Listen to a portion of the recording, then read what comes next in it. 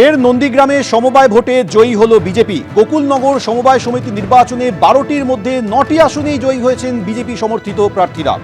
12টির মধ্যে 3টি আসনে জয়ী হয়েছেন তৃণমূল সমর্থিত প্রার্থীরা, অর্থাৎ সংখ্যাগরিষ্ঠ আসনে জয়ী হয়েছে বিজেপি।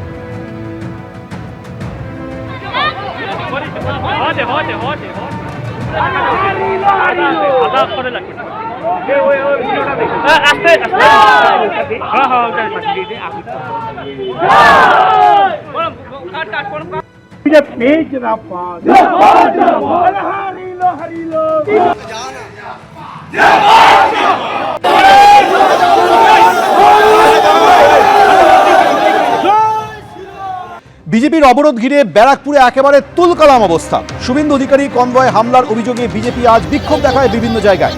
ব্যারাকপুর জাফরপুর মোড় অবরোধ করে বিজেপি, আর সেই অবরোধ তুলতে গেলে পুলিশের সঙ্গে ধস্তাধস্তি।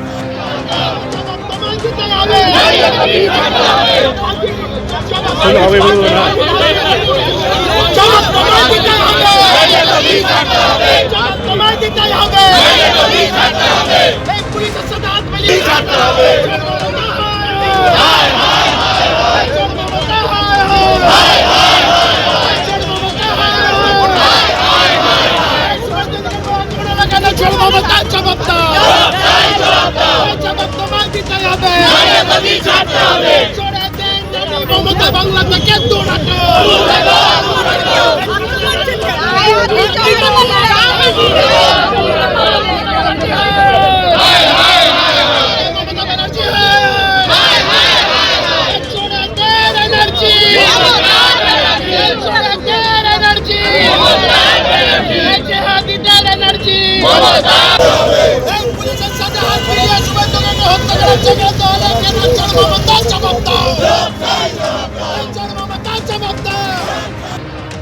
আসছি পরের খবরে। আইপ্যাকের কর্ণধার প্রতীক জৈনের বাড়ির সিকিউরিটি রেজিস্টার বাজেয়াপ্ত করেছে পুলিশ।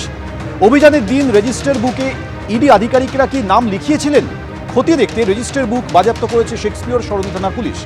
কেয়ারটেকার, নিরাপত্তারক্ষী সহ 3 জনকে তলব করেছে শেক্সপিয়র সরণি থানার পুলিশ। বৃহস্পতিবার কয়লাকাণ্ডে প্রতীক জৈনের বাড়ি এবং আইপ্যাক অফিসে তল্লাশি চালায় ইডি। কারো সঙ্গে কথা না বলেই কেন্দ্রীয় বাহিনী নিয়ে ঢুকেছিল ইডি, পুলিশ সূত্রে এই দাবি করা হয়েছে।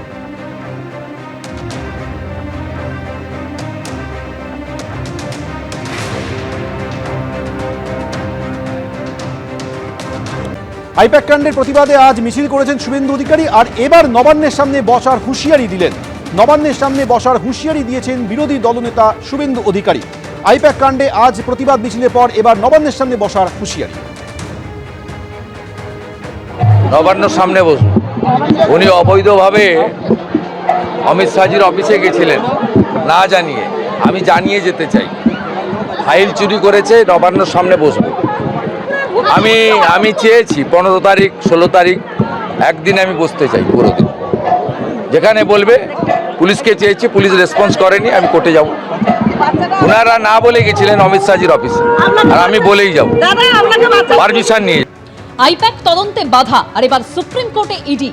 তৃণমূলের বিশৃঙ্খলা হাইকোর্টে শুনানি শুরু হওয়ার আগে এবং তার কারণে শুনানি স্থগিত হয়ে যাওয়া নিয়ে আক্রমণ করেছেন সুকান্ত মজুমদার। তিনি বলছেন, ইডি সিবিআই কোর্টকেও মানতে না চাইলে পাকিস্তানে চলে যান।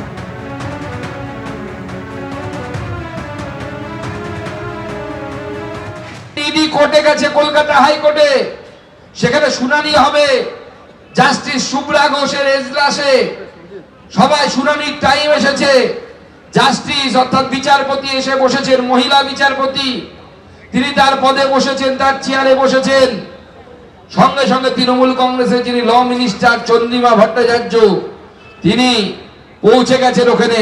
পৌঁছে গিয়ে সমস্ত উকিলদেরকে বলছেন যে তোমরা চিৎকার চেঁচামেচি করো যাতে আর শুনানি না হয়। এমন চিৎকার চেঁচামেচি করলেন যে তৃণমূল কংগ্রেসের সেই চিৎকার চেঁচামেচির জন্য বিচারপতি বিচার শোনা বন্ধ করে দিয়ে উঠে যেতে বাধ্য হলেন। আপনি বিচার ব্যবস্থাকে অপমান করছেন, আপনি সংবিধানকে অপমান করছেন, আপনি ইডি সিবিআই কে মানবেন না, কোর্টকে মানবেন না, কেন্দ্র সরকারকে মানবেন না। মাননীয় মুখ্যমন্ত্রী, তাহলে আপনার ভারতবর্ষে থাকার দরকার নেই, আপনি পাকিস্তান বা বাংলাদেশে যাওয়ার ব্যবস্থা করুন, আপনাকে সেখানেই মানায়। আপনাকে ভারতবর্ষে থাকতে গেলে ভারতবর্ষের সংবিধানকে মানতে হবে। আর ভারতবর্ষের সংবিধানকে যদি না মানেন, বাংলার জনগণ কান ধরে আপনাকে বাংলাদেশে পাঠানোর ব্যবস্থা করবে। রাজ্য সরকার যায়নি, যাচ্ছে ইডি।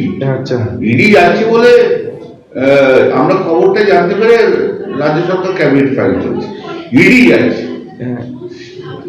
এখনো ওরা ফাইল কালকে আমি শুনেছি যে ডিপার্টমেন্টে ফাইল করেছে, তারপর এখন দেখা যাক কবে। এবিপি আনন্দ, এগিয়ে থাকে, এগিয়ে রাখে।